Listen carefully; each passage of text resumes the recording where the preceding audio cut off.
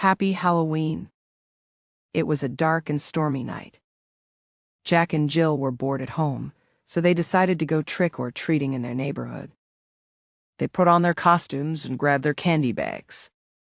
Jack was dressed as a vampire, and Jill was dressed as a witch.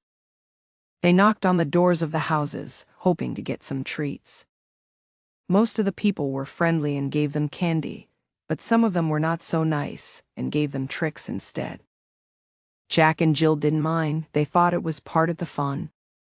They came across a house that looked old and creepy. The windows were boarded up, and the door was covered with cobwebs.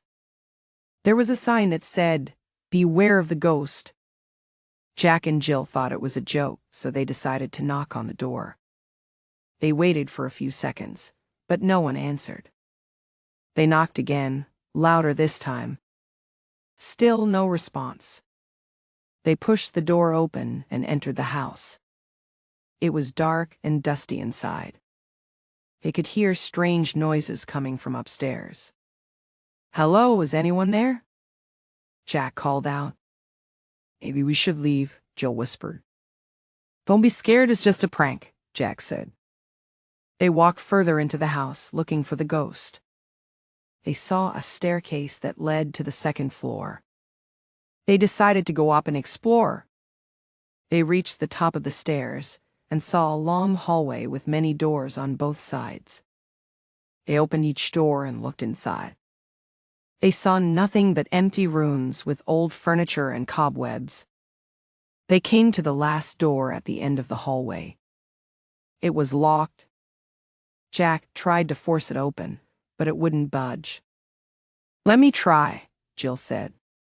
She took out a hairpin from her hat and inserted it into the lock. She twisted it around until she heard a click. She opened the door and peeked inside. She screamed and dropped the hairpin. "What is it? What did you see?" Jack asked. He pushed her aside and looked into the room. He saw a ghost. It was floating in the air, wearing a white sheet with holes for eyes.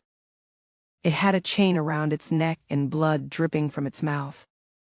It looked at Jack and Jill with a menacing grin. It said, "Boo!" Jack and Jill ran for their lives. They ran down the stairs, out of the house, and all the way home. They never went trick-or-treating again.